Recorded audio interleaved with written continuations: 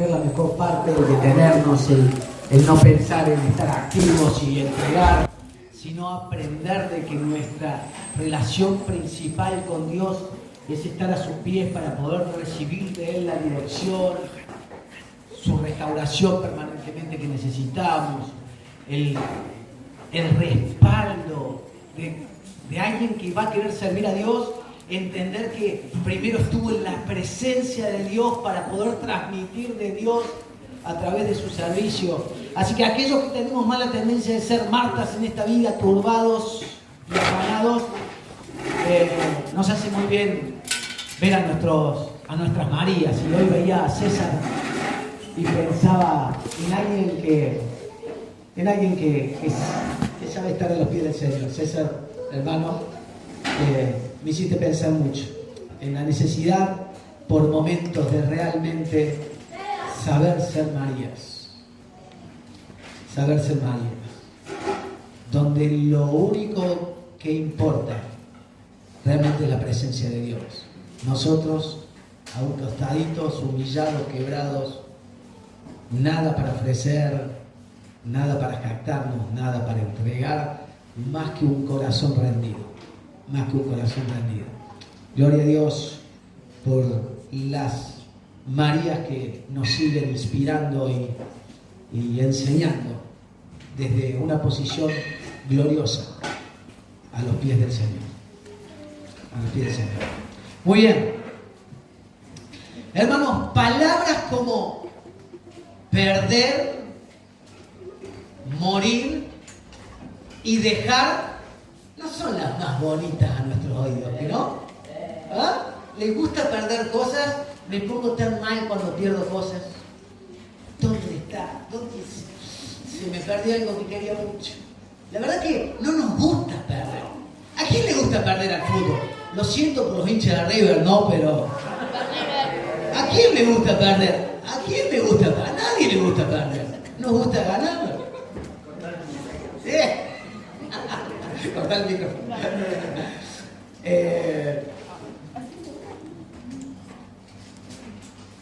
Dejar morir. Es como que en algún momento nos hemos confundido. En algún momento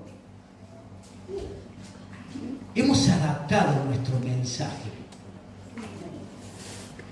Y no lo digo como quien tiene autoridad, es una pura reflexión que el Señor en esta etapa de mi vida, en este tiempo de mi vida, digo, ¿en qué evangelio creí? ¿Cuál es el evangelio que percibo? Porque Él nos llama a seguirle. Él dice, mis ovejas oyen mi voz, yo las conozco, ellas me siguen. Pero claro, miró a Mateo y le dijo, Mateo, sígueme. ¿Y cómo dice la palabra? Al instante, dejándolo todo, le siguió. Y leíamos en Mateo capítulo 4 que pasó lo mismo con Pedro y Andrés su hermano y con Jacobo y Juan, hijos de Zebedeo, que pasando Jesús por allí, los llamó, como nos llama a nosotros. Pero dice Jesús que los llamó y ellos al instante, dejándolo todo, le siguieron. Hermanos, el Señor nos llama a dejar, a perder y a morir. Ese es el Evangelio de Jesús. Al menos incluye esto. Claro, no todos tendremos el mismo llamado. Tendremos que estar sensibles a la guía de Dios porque no todos vamos a tener el mismo llamado, lo mismo para hacer. Pero en esta mañana, como último mensaje, quiero que juntos reflexionemos en que somos llamados para ser enviados. Somos llamados para ser enviados. Yo les pido disculpas, en esta mañana no hay un PowerPoint. Vamos a ver un video, como lo hicimos el primer día, al final, perdón chicas, no quiero confundirla. Pero el tema de hoy es llamados y enviados. Y entonces abrimos en Marcos capítulo 3. Las chicas me van a estar ayudando. también por si alguien lo necesita leer de la pantalla. Marcos capítulo 3, desde el 13 al 15, si bien el 14 es el texto central, dice Marcos 3:13, después subió al monte y llamó a los que él quiso y vinieron a él. Y estableció 12 para que estuviesen con él y para enviarlos a predicar. Hermanos, todos somos llamados y enviados. Todos somos llamados para estar con Jesús, pero somos llamados y enviados a predicar. El Señor nos llevará donde Él quiera, y qué bueno es que cada uno de nosotros lleguemos a estar en el lugar que Él quiera y haya marcado para que estemos. Pero somos enviados a predicar. Y que tuviesen autoridad para sanar enfermedades y para echar fuera demonios. Termina este conjunto de 3 versículos. Llamados para permanecer, enviados a predicar, pero enviados para predicar en un poder sobrenatural, hermano. No vamos a entrar en detalles de vigencia, no de vigencia, simplemente estamos leyendo la palabra de Dios, y lo que quiero remarcar y avanzar en el verso 15 es que si usted le va a hablar el evangelio a alguien, entonces, no, pero ¿cómo es? ¿Qué le digo para que se convierta? Usted no lo va a convertir. Trate de exponer el evangelio lo más puro y simple posible para que la persona escuche la palabra de Dios, y escuchando la palabra de Dios sea despertada la fe y realmente el Espíritu Santo haga una obra en ese corazón, lo quiebre, lo convenza de pecado, y esa persona pueda nacer de nuevo. Porque no lo va a hacer usted, no lo voy a hacer yo, no lo va a hacer un ser humano, porque somos regenerados, somos nacidos por puro afecto de su voluntad. Somos, gracias, somos alcanzados y hechos hijos de Dios por voluntad de Dios y no de hombres. No es obra de hombres, es obra de Dios. Y tiene que ser una obra sobrenatural. Porque es un Dios sobrenatural el que va a hacer la obra. El Dios que nos envía a llevar su palabra. Es un ser distinto a nosotros. No pensemos que es un hombre, un ser poquito superior. Es un ser sobrenatural, está por sobre de nuestra naturaleza. Está por encima de lo que conocemos, de lo que podemos palpar. Es un Dios de poder, es un Dios de milagros. Es un Dios que un día va a resucitar de los muertos a todos aquellos que han creído en Él. Si nos cuesta creer quizás de que Él hoy aún puede sanar o puede romper cadenas que Satanás sigue atando a las personas en la sociedad, nos va a costar mucho más creer que Él puede levantarnos de los muertos. Es un Dios sobrenatural, y la obra que Él nos envía a hacer no es una obra que puedan hacer los hombres.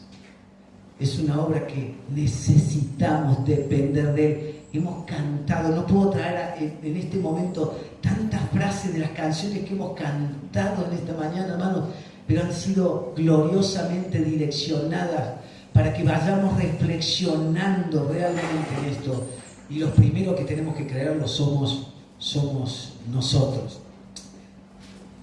Hermanos, en esta mañana te invito al Evangelio de Lucas, capítulo 5, para desde la perspectiva y el registro de Lucas, volver a releer este llamado que Jesús hizo a Pedro y a Andrés.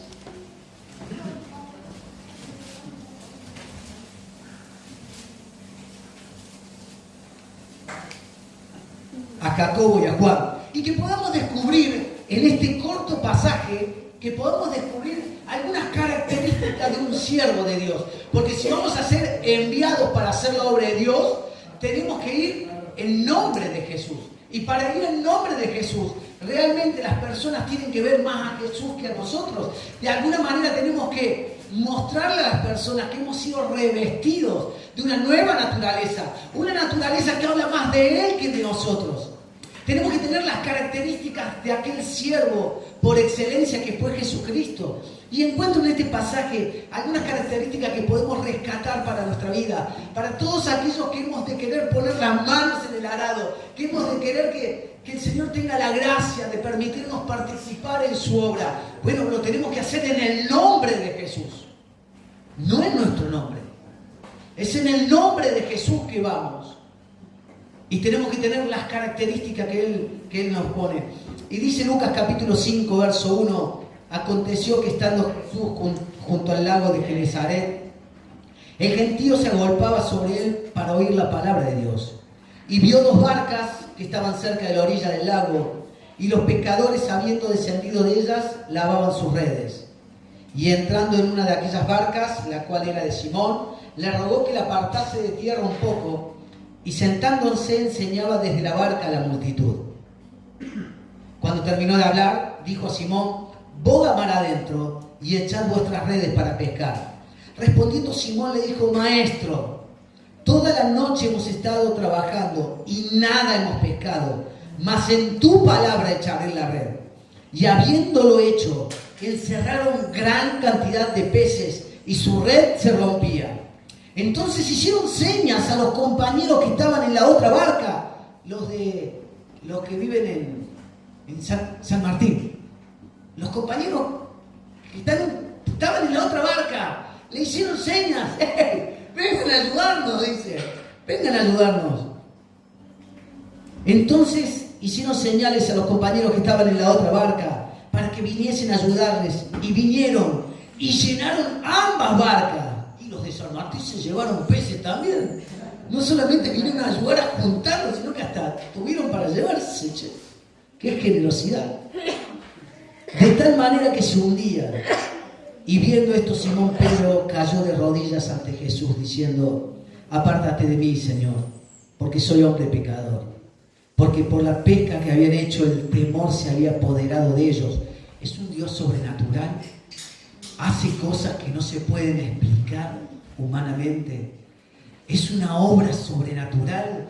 Miren, la obra de Dios, se tiene que manifestar el poder de Dios, porque lo que la gente tiene que ver no es a un conjunto de personas tratando de empujar un carro, sino es que son personas subidas a una barca. Me encantó esta ilustración que algún hermano una vez hizo de Mendoza. Dice, es como que estamos arriba de una barca, pero no, la capacidad no está en los que reman, la capacidad no está en la barca en sí, la capacidad es que esa barca está montada sobre un río correntoso que la hace descender con poder, y el poder del descenso y del avance está en ese río que realmente esos que hacen rafting, salvo de ellos, tal vez sepan entender. No es lo que reman arriba, apenas si tratan de no caerse, de aferrarse, de esquivar alguna piedra. El poder está en el río sobre el cual esa barca va descendiendo. Es el río del Espíritu de Dios en la tercera persona de la Trinidad. Aquel que realmente es el que nos ha sido dado para poder ser asistidos al hacer su obra. Dios en tres personas, bendita Trinidad.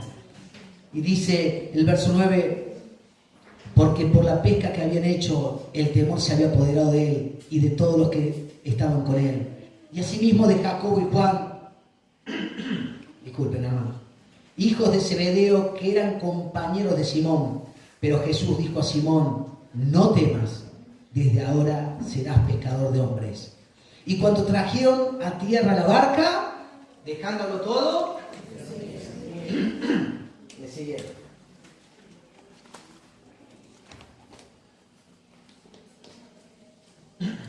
Hermanos, un par de características a rescatar.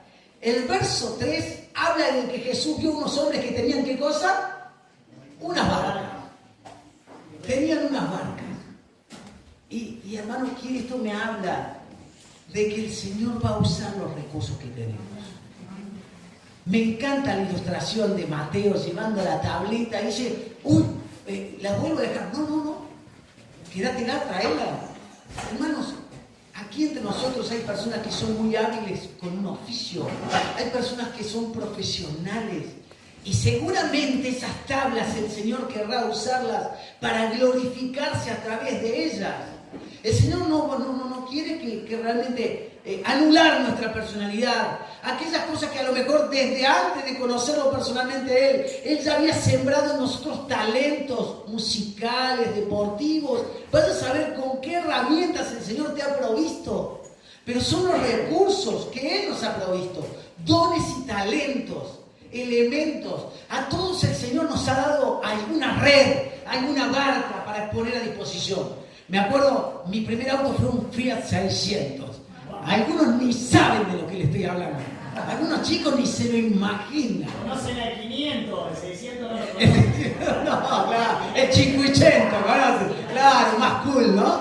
Todo reformadito, pantallita LED. No saben lo que es romper manchón. ¿Oh? No saben lo que es romper manchón. ¡Claro! Las veces que te dejaba pata. Levantar el capó. Levantar el capó. Ir a levantar el capó y decir, me choreó el motor. No, estaba atrás. El motor estaba atrás. Bueno, y en la hora feliz, 11 pibes le cargaba todos los sábados en un par de viajes. Hoy eso está prohibido. También en aquel momento también ni lo desconocíamos, no sé. Hoy nos meten presos si hacemos eso. Por lo menos en Córdoba, ¿no? Y era llenando, abría la puerta después para que bajen y intentaban a salir pibes, ¿no? Y era la barca que Dios me había dado en ese momento para que chicos pudieran llegar y conocer a Jesús. Y había que disfrazarlo, el Fiat 600, para salir a invitar para la fiestita de Navidad, ¿no? Y lo disfrazábamos regalo. Era un autito simpático, así que venía el pelo para realmente captar la atención, más si lo disfrazabas un poco. ¿Cuáles son tus redes, tu arca? ¿Qué es lo que Dios te ha dado en esta hora? Para que pongas al servicio. Porque un siervo de Dios entiende que lo que Dios le ha dado está para usarlo para su gloria.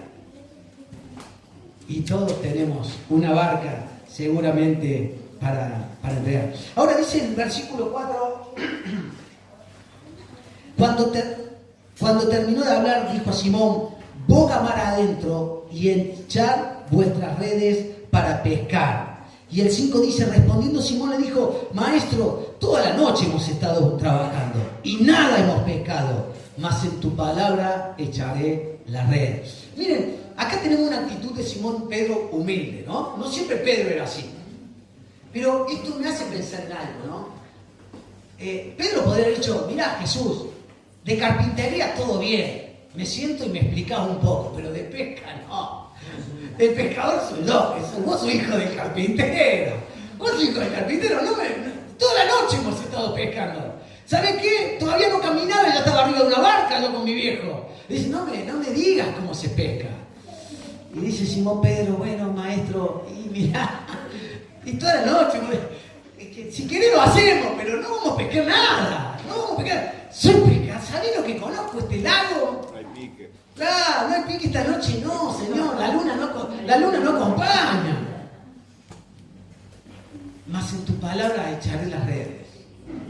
Y estos, hermanos, me habla de que la obra de Dios se tiene que hacer en obediencia al mandato de Dios. No se trata de lo que yo quiero hacer, es lo que Él me manda a hacer. No, porque yo quiero estar en el grupo de alabanza. No se trata de lo que yo quiero hacer. No, yo quiero ser diácono en la iglesia. Que se me reconozca de una vez por todas. Tantos años sirviendo y vienen otros y lo ponen y a mí no. No se trata de lo que yo quiero hacer. Se trata que el Señor nos ha provisto con redes y barcas y a cada uno nos ha dado dones y talentos distintos para que cada uno seamos útiles y encajemos justo en esa partecita del cuerpo donde vamos a ser de bendición, donde realmente vamos a poder servir y ser útiles a Dios, porque vamos a servir a la manera de Dios, vamos a servir como Dios quiere, en lo que Él quiere, en lo que Él nos ha capacitado, porque siempre la obra es de Él, siempre es el poder de Él, nunca va a pasar por lo que nosotros tengamos capacidad de hacerlo. A lo sumo sabremos recibir un instrumento, algo útil, para ser útil y de edificación a su iglesia. Hermanos, una característica del siervo de Dios es que quiere hacer la obra de Dios en el mandato de Dios. No se la manda solo. No dice, sí, es por acá. No. Señor, ¿por dónde? ¿Qué querés de mí? Cuando el apóstol Pablo tiene un encuentro con el Señor camino a Damasco, le hace dos preguntas que todo hijo de Dios, que toda persona tiene que llegar a hacerle a Jesús en algún momento al Señor. Señor, ¿quién eres? Para poder entrar en una relación con vos. Saulo, ¿por qué me persigues? Señor, ¿quién eres? Y lo segundo que el apóstol pregunta, ¿qué quieres que haga? ¿Qué quieres que haga? Era un tipo preparado. Era un tipo que nosotros lo hubiéramos escogido para estar en la selección. Pero esa persona dice, Señor, ¿qué quieres que haga? Qué importante es que como siervos lleguemos a preguntarle, Señor, ¿en qué querés que meta la cuchara? ¿Dónde me vas a dejar participar? ¿Cuál es tu plan? ¿Cuál es tu plan para mi vida? Dice el verso 6, y habiendo hecho, encerraron gran cantidad de peces y su red se rompía. ¡Wow! El que sabía pescar de golpe está sorprendido. Pero Señor, pescadores avisados no lo habíamos podido hacer en toda la noche. Y en tu palabra se han enseñado las redes hasta el punto que se rompen. Es que la obra de Dios la tenemos que hacer en el poder de Dios, hermanos. Vamos a hacer una hora feliz, vamos a hacer algo, un impacto evangelístico. Y hermano, y tenemos que ser el apóstol Pablo que le pregunta al Señor, ¿qué quieres que hagamos, Señor? Señor, ¿a dónde? ¿Cuándo? Qué importante es que la iglesia, que sus hijos aprendamos más a estar buscando en la presencia de Dios, la dirección de Dios, que tratar de decirle a Dios qué es lo que hay que hacer en este tiempo. Es Dios quien nos tiene que decir qué es lo que hay que hacer en este tiempo. No se trata de lo que nosotros queremos hacer, se nos trata que somos invitados a participar de lo que Él quiere hacer. Y qué importante es que busquemos en la intimidad, decir, Señor, guíanos. ¿Cuál es la función que querés para nuestra iglesia local en esta comunidad? Señor, ¿alcanzaremos a la gente que está en la calle? ¿Alcanzaremos a los niños? ¿Dónde estará nuestro mayor impacto? ¿Para cuáles son aquellos hermanos que vas a enviar a esta congregación? Que los vas a proveer de herramientas espirituales para que hagan tu obra conforme a tus propósitos y no a los nuestros. Señor, hermanos, perdón, tenemos que dejar de decirle a Dios lo que hay que hacer. Tenemos que empezar a dejar de decirle a Dios qué es lo que Él tiene que hacer y tratar de recibir de Él el mandato que tiene. Pedro, vos la mar adentro y echa las redes. Y Señor, toda la noche lo intentamos. Más por tu palabra, porque tú lo mandas, Señor, echar las redes. Qué importante es tener esta humildad y esta confianza en la palabra de Dios. Zacarías 4:6. Disculpen, chicas, pueden no buscarlo, es un texto que lo conocemos mucho. Dice, no es con ejército ni con espada. No es con fuerza ni con espada. No. No es con ejército ni con espada, sino con mi fuerza, dice el Señor. Es con su fuerza. No será con nuestra habilidad, hermano. No es con nuestra habilidad, es con su fuerza. La obra de Dios en el poder de Dios. El verso 7 dice, entonces hicieron señas a los compañeros que estaban en la otra barca para que viniesen a ayudarles, y vinieron y llenaron ambas barcas de tal modo que se hundían. Y esto me habla, hermanos, que la obra de Dios se hace en comunión y cooperación. La obra de Dios no es para llaneros solitarios. La obra de Dios no es para superhéroes. La obra de Dios no es para superhombres. La obra de Dios no es para los capaces, los que saben qué es lo que hay que hacer. La obra de Dios la tenemos que entender que no es para llaneros solitarios. La obra de Dios se hace en comunión y en cooperación. Porque por eso se nos enseña que somos un cuerpo, donde no todos podemos ser manos, ni todos podemos ser pies, pero todos somos importantes y tenemos algo para hacer, para que su iglesia sea edificada. La obra de Dios, hermanos, tenemos que hacerla en comunión y cooperación. Hay lugar para todos. ¿Cuántas veces hemos creído que hay hermanos que sobran, que hay hermanos que están de más en nuestra congregación? Que mejor tal vez sería que no estuviera.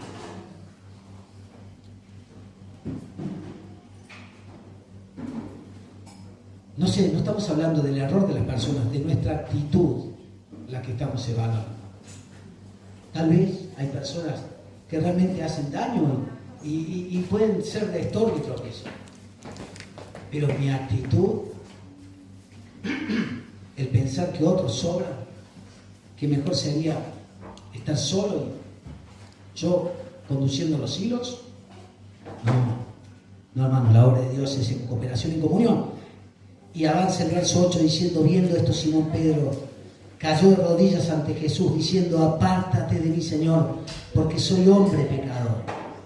Porque por la pesca que habían hecho, el temor se había apoderado de él y de todos los que estaban con él. Y esto me dice que la obra de Dios se hace en el temor de Dios y en la humildad de la persona. El temor de Dios nos hace pensar quién es Él. El temor de Jehová, el temor del Señor, nos hace considerar realmente quién es el que nos llama, quién es Él. Nos hace dimensionar, nos pone en la posición justa de entender de que Él es el Señor y yo soy su siervo.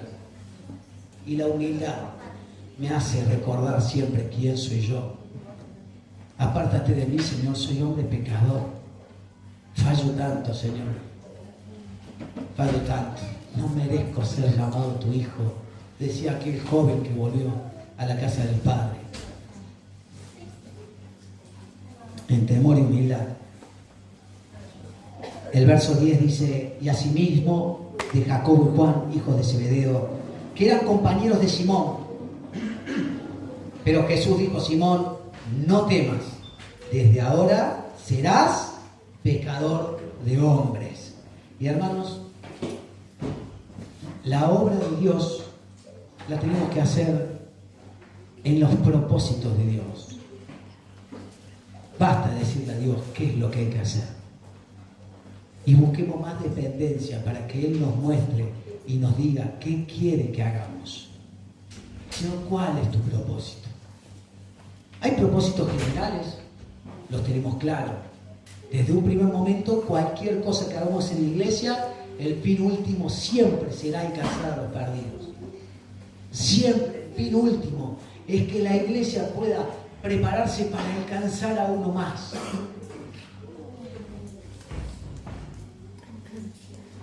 Pero es el Señor que nos tiene que decir qué quiere que hagamos. Simón, no temas. Desde hoy serás pescador de hombres. Y terminaba el verso 11 diciendo: y cuando trajeron a tierra la barca, dejándolo todo, le siguieron. Dejándolo todo, le siguieron. Perder, dejar, morir. Palabras que naturalmente no las apreciamos. Palabras que naturalmente no las queremos. No le ponemos un signo igual y decimos felicidad. Cuando pensamos en perder, morir y dejar, pensamos más bien en dolor, sufrimiento. No la igualamos a felicidad. Esa es nuestra naturaleza. Pero el Señor nos llama a perder, dejar y morir. Y ese es el Evangelio de Jesús. Por supuesto, conocemos el final de la historia. Y este Señor que nos llama a rendirnos a Él, a dejar por Él, dice que ha preparado riquezas en glorias por toda una eternidad para los suyos.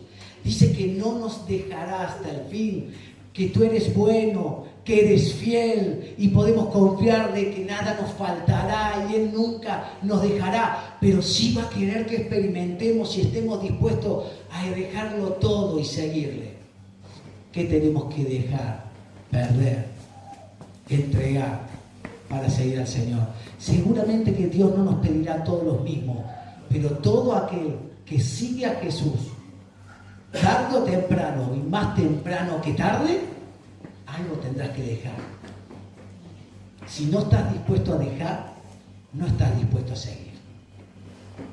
A Cristo venimos con las manos vacías para que Él las llene, para que Él ponga oficios, cargas, responsabilidades. Lucas, le pido a las chicas que lo busquen, Lucas 9:23. Este texto que lo hemos mencionado mucho en estos días. Lucas 9:23 dice: y decía a todos, si alguno quiere venir en pos de mí, niéguese a sí mismo, tome su cruz cada día y sígame. Si alguno quiere venir en pos de mí, niéguese a sí mismo, deje de pensar en sí mismo, no vaya tras sus sueños, ponga como prioridad los míos, tome su cruz cada día, esté dispuesto realmente a pagar el precio que Cristo pagó para que nosotros seamos reconciliados con Dios. Tome su cruz cada día y sígame. Abraham, para ser llamado el padre de la fe, tuvo que dejar Ur de los Caldeos y a su parentela.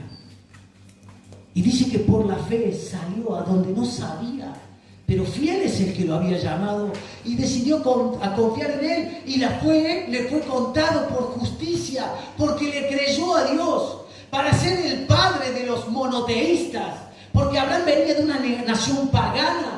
Todos adoraban a muchos dioses y de golpe se transformó en el referente universal de aquellos que siguen a un solo Dios, a un único Dios. Y para poder convertirse en el padre de aquellos que entienden que hay un solo Dios verdadero, tuvo que dejar su tierra, todo aquello que estaba infectado de tantos dioses y tanta idolatría, para poder realmente ser el representante del único Dios verdadero.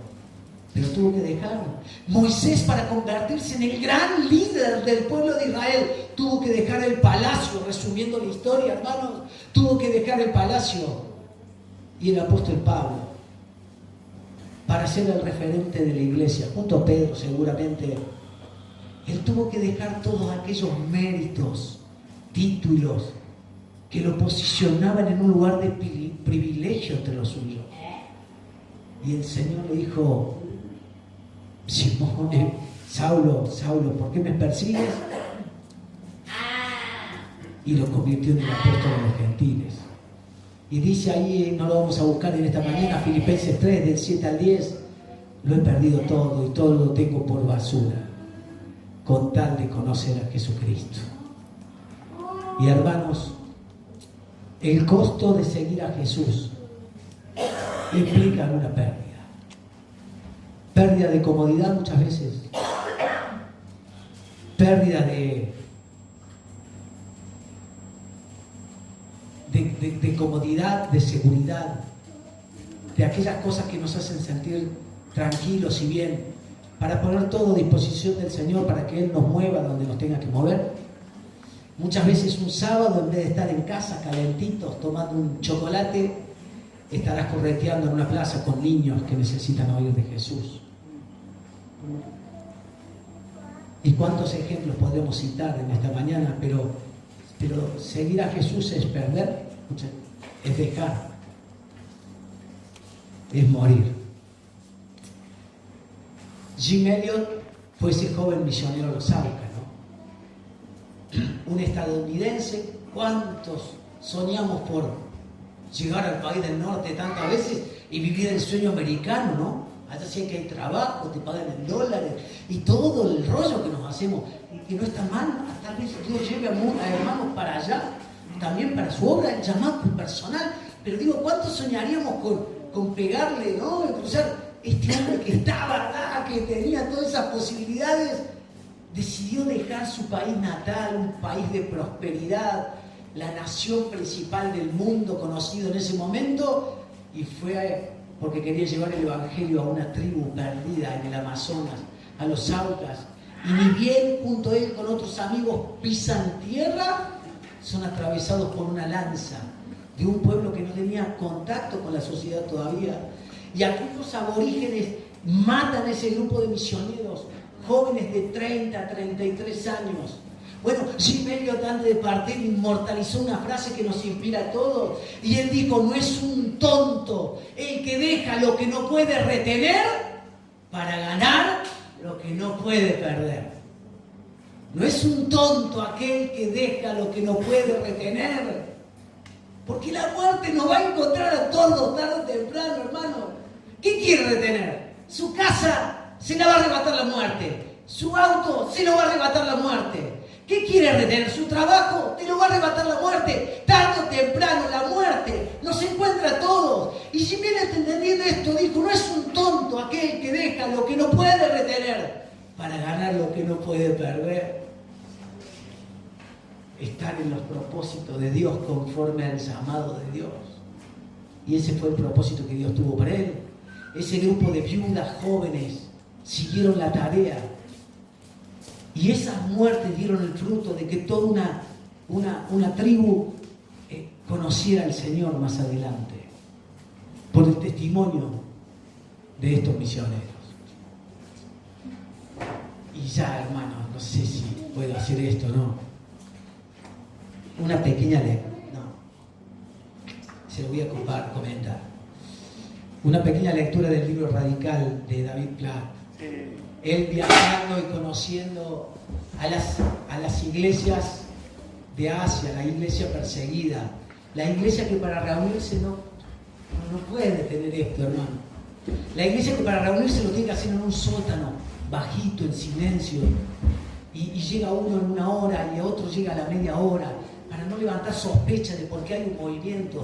Y estos hermanos, dice David Platt, él pudo ir a visitarlos, viaja también otro joven estadounidense, ¿no? Que viaja a estas iglesias perseguidas de Asia, del continente asiático, y dice: hermanos, iban llegando, algunos venían tapados de tierra, de venir con su bicicleta, después de hacer kilómetros para reunirse un ratito con los hermanos, tapados de sudor, de tierra.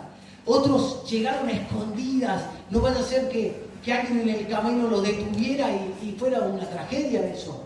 Y estaban allí, dice que se juntan y oran, dice, y no tienen tanta elocuencia, pero en sus oraciones agradecen a Jesús por haberles salvado y agradecen a Jesús por haber conocido el Evangelio, y le piden al Señor que los ayude a ser firmes cuando vengan por su vida. Le piden al Señor que el Señor no nos deje flaquear cuando vengan a quitar nuestros negocios o nuestras casas o se lleven a un pariente. Y dice que charcos de lágrimas regaban aquellos tablones, y él se queda sorprendido porque él venía de otra historia, una historia mucho más cómoda, con sillas blanditas, con escenarios llenos de luces de colores y con una gran banda y una oportunidad tremenda de libertad de adorar a Dios. Y ven estos hermanos y citan, ¿no? Adolescentes, dice, hay 2 adolescentes, y ahora no retengo los nombres, uno creo que era, todos adolescentes, dice, le hemos dicho a nuestras familias que posiblemente no regresemos, son enviados a aldeas de las zonas rurales, a predicar el Evangelio, y nuestras familias saben que posiblemente nunca regresemos, no sabemos. Dice, pero ellos la tienen clara porque ellos mismos han estado presos en algún momento y saben lo que es pagar el precio. Y nosotros, hermanos, tan fácil lo tenemos. David Platt le llama esto el costo del no discipulado. Porque hay un costo de ser discípulo y es lo que tenemos que dejar. Pero el costo de no hacerlo es las personas que no alcanzan a recibir a Jesús. Les pido a las chicas que pongamos el videíto y después cerramos con una lectura pequeña. Un videíto que nos habla de esto de que y eligió 12 para que estuvieran con él y para enviarlos a predicar.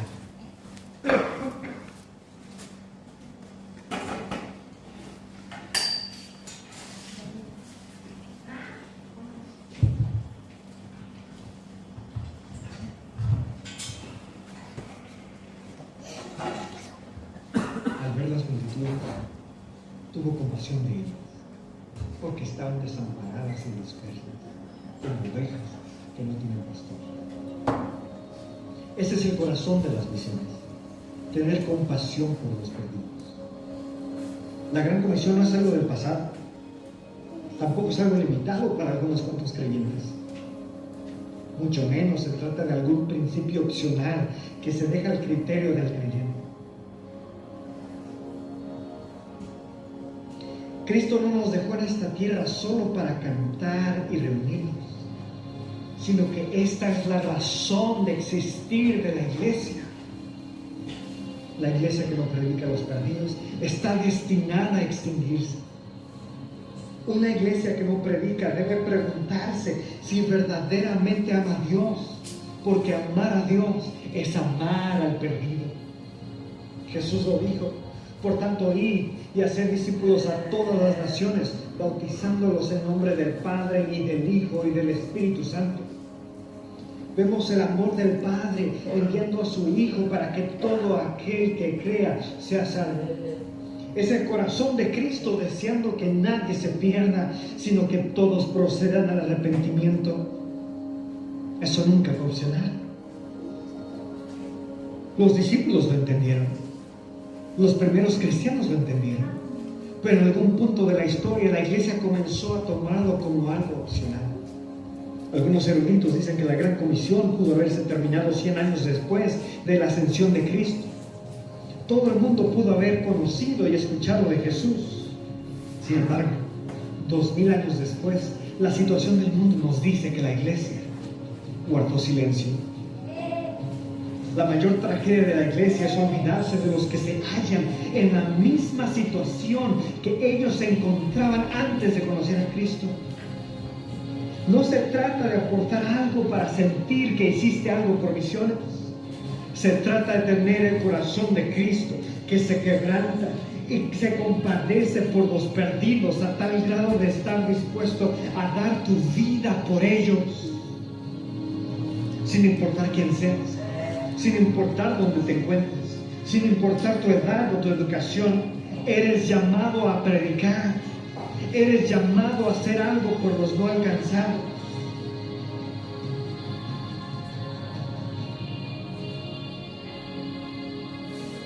Es tiempo que la iglesia se levante.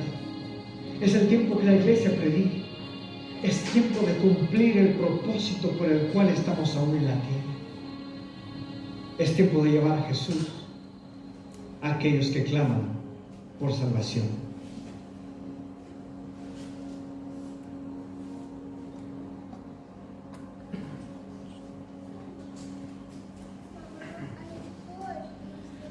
La tarea parece abrumadora, pero es que es como en la barca, hermanos. No se trata de lo que tenemos nosotros, hermanos, es de lo que Dios determina hacer. La obra de Dios es en el poder de Dios. A nosotros nos parece casi imposible de poder alcanzar esto, pero no se trata de lo que nosotros vamos a poder hacer, es lo que Dios quiere hacer. Simplemente nos va a permitir participar, que pongamos nuestras barcas, que pongamos lo que tenemos a disposición, y Él va a hacer algo poderoso porque es un Dios sobrenatural. Es el Dios que no tiene límites. A Él los recursos no se le alcanzan. Nosotros podemos pensar en misiones y pensar que es tan difícil. Él está esperando que simplemente dispongamos nuestro corazón para que Él pueda ordenar a los peces que salten a la red, ordenar a los peces que llenen las barcas. Se trata de que nosotros estamos siendo desobedientes simplemente. No es que Él ha perdido la capacidad de hacerlo, o se le ha cortado el brazo de Jehová para salvar, o se le han acabado los recursos al Señor. Se trata de que estemos dispuestos nosotros a decir: Señor, toda la noche hemos estado pecando, mas en tu mandato, en tu nombre, por tu palabra, echaremos la red, confiando que vos has de hacer una obra sobrenatural, Señor, que no la vamos a poder entender nunca, no la vamos a poder explicar. Nicodemo Es necesario nacer de nuevo para que puedas ver el reino de Dios. No se trata de entenderlo intelectualmente. La fe no es una cuestión de razón. La fe no es una cuestión de entendimiento, de poder razonar lo que leo. La fe es una cuestión de poder ver el reino de Dios. Nicodemo, es necesario nacer de nuevo para poder ver el reino de Dios y entrar a Él. Hermanos, Dios nos llama a confiar en que Él va a hacer la obra y nosotros simplemente seguirlos. Permítanme, para terminar este tiempo y este tiempo de campamento, en Juan capítulo 17 está esta famosa llamada oración intercesora de Jesús por su iglesia. Estaba pronto a ascender a los cielos y iba a tener una última oración al Padre, estando Él aún aquí en la tierra. Y dice Juan capítulo 17, vamos a leer solo desde el verso 18. Como tú me enviaste al mundo, así yo los he enviado al mundo. Porque Él llamó a 12 para que estuvieran con Él y para enviarlos a predicar. Y el 19 dice, y por ellos yo me santifico a mí mismo, para que también ellos sean santificados en la verdad. Mas no ruego solamente por estos, sino también por los que han de creer en mí, por la palabra de ellos, para que todos sean uno, como tú, oh Padre, en mí y yo en ti, que también ellos sean uno en nosotros, para que el mundo crea que tú me enviaste. La gloria que me diste, yo les he dado, para que sean uno, así como nosotros somos uno. Y el 18 dice, como tú me enviaste al mundo, así yo los he enviado al mundo.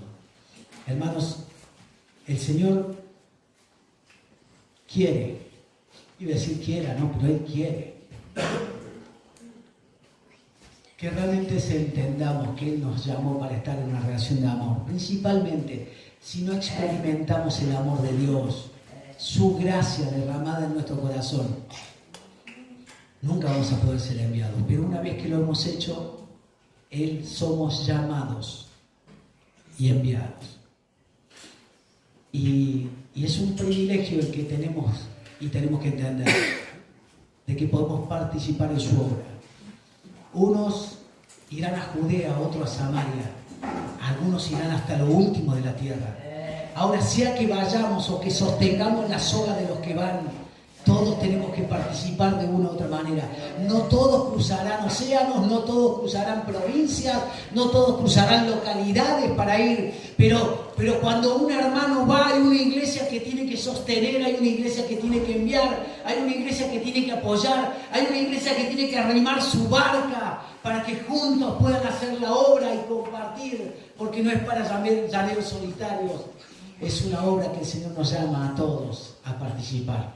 Unos yendo, otros ofrendando, otros orando, pero todos haciendo la obra de Dios en el poder de Dios. El Señor bendiga su palabra en nuestros corazones en este tiempo y que podamos preguntarle a Él, Señor, ¿qué quieres que haga? ¿Cuál es mi parte? ¿Cuál es mi parte en tu reino? Y seamos obedientes para cumplirlo. Dios les bendiga, hermanos. Agradecidos estamos como familia. Quiero tener por permitirnos ser parte de este campamento, por ser unos más en medio de ustedes, por disfrutar de la comunión, por disfrutar de la bendición de estar juntos. Muchas gracias, en serio, agradecidos. Le hemos pasado muy lindo, la estamos pasando muy lindo, la vamos a seguir pasando muy lindo porque estamos un rato más, ¿no? ¿Sí? No nos queremos salir corriendo todavía. Alguien dijo, somos enviados a irnos ahora. Al principio de la reunión. ¿Sabes quién me dice, somos enviados a irnos? ¿No están hablando para irnos? No, todavía no. Hay un poquito más de irnos. Bueno, muchas gracias, hermano. El Señor les bendiga y bendiga su mano. Amén.